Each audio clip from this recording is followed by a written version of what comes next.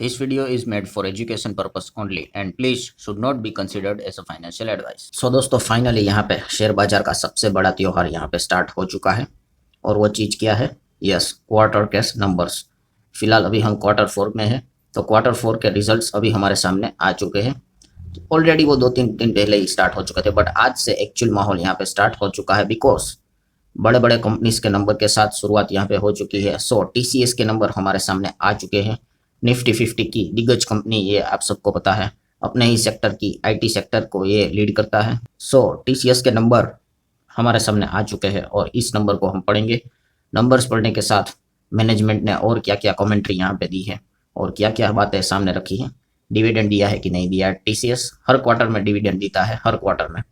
सो इस वक्त कितना दिया है, उम्मीद कितनी थी, एक्चुअल में कितना मिला है, एआई को लेकर क्या इन्होंने बात की है, सारी चीज़ों को हम यहाँ पे कवर करेंगे इस वीडियो में। तो चलो स्टार्ट यहाँ पे करते हैं। सबसे पहले अगर हम देखेंगे तो आप देख सकते हो कि मार्च 2025 के नंबर, फिर दिसंबर 25 के नंबर, मतलब कि क्वार्टर 3 के नंबर्स, और फिर है हमारे क्वार्टर 4 के नंबर्स। सो टॉप लाइन की बात करें जिसको हम सेल्स कहते हैं, आप चेक कर सकते हो 64,479 करोड़ रेवेन्यू सेल्स टीसीएस एक साल पहले यहाँ पे करता था सेम क्वार्टर में। वहीं पे मार्च में ये कितना हो गया? 70,698 करोड़। क्वार्टरली ईयरली हम कह सकते हैं सेल्स में, रेवेन्यू में काफ़ी अच्छी जंप देखने को मिली है। देन अगर हम लोग यहाँ पे बात करेंगे तो खर्चा कितना है, एक्सपेंस देखें तो अभी 51,422 हुआ है।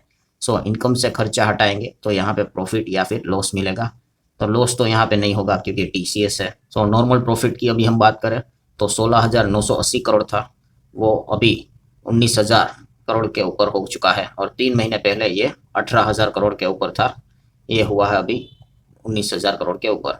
मतलब क्वार्टरली ईयरली अगर बात कर ले तो न्यूमरिकली दोनों में हम लोगों को जंप देखने को मिल रही है। देन हम लोग यहाँ पे बात करेंगे तो ये जो नॉर्मल चीज़ हो गई, उसके बाद मल्टीपल एडजस्टमेंट होते हैं, टैक्स देना पड़ेगा और फिर आ जाता है net profit after tax, NPAT. तो ये फाइनल प्रॉफिट कितना है? सो एक साल पहले था 12,200, हो चुका है अभी 13,784 करोड़, और 3 महीने पहले था 10,720 करोड़, जो कि हो चुका है 13,784 करोड़। सो जिस हिसाब से net profit after tax NPAT बढ़ेगा उसी हिसाब से ईपीएस देखने को मिलेगा।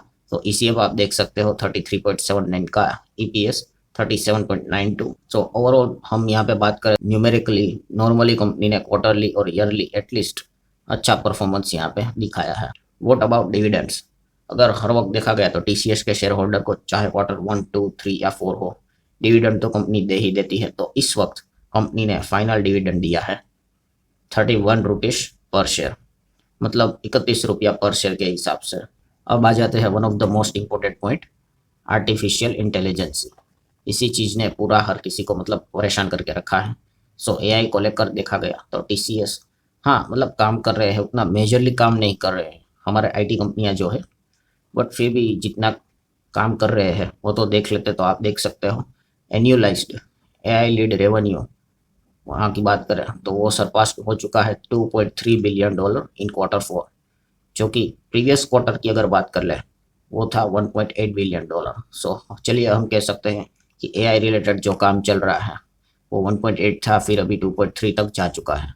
सो धीमे धीमे करके एआई से रिलेटेड चीज़ें ही देखने को मिल रहे हैं। देन अगर हम लोग बात करेंगे तो इंडियन मार्केट से रिलेटेड टीसीएस का परफॉर्मेंस काफ़ी खराब हो चुका है। जो कमाई इंडिया से होती है उसमें 23% का डिक्लाइन है। सो आपको पता है टीसीएस सबसे ज़्यादा कहाँ से कमाता है? अमेरिका से, यूरोप से, यही से सबसे ज़्यादा पैसा कमाता है। इंडिया इतना बड़ा मार्केट है ही नहीं है जितनी भी आईटी कंपनीज है उनके लिए। सो यहाँ पे 23% का डिक्लाइन नज़र आ रहा है। एशिया पैसिफिक की भी अगर बात कर ले तो यहाँ पे भी 0.5% का डिक्लाइन ही नज़र आ रहा है। एंड उसी के साथ साथ कंपनी का जो कम्युनिकेशंस एंड मीडिया सेगमेंट है वहाँ पे भी डिक्लाइन नज़र आ रहा है, समवेयर अराउंड 0.4 या 2.1% कॉन्स्टेंट करेंसी के हिसाब से। तो ये कुछ नेगेटिव पॉइंट्स देखने को मिल रहे हैं। देन हम लोग बात करें तो आपको पता है किसी भी कंपनी के सीनियर लेवल मैनेजमेंट ही चलाता है। सो यहाँ पे सीनियर लेवल एग्जिट की अगर बात कर ले, जिसको हम एट्रिशन रेट यहाँ पे कह सकते हैं, जो 16% देखने को मिला है। मतलब बड़े बड़े वीपी एंड उसके भी ऊपर हम लोगों को मैनेजमेंट में जो लोग देखने को मिलते हैं, टॉप टियर कहते हैं, वो 16% लोग कंपनी को छोड़ते हुए देखने को मिल रहे हैं। देन अगर हम लोग बात करेंगे तो एक ऐसी चीज जिस चीज के चलते दिक्कतें देखने को मिल रही है और वो है अनसर्टेनिटी।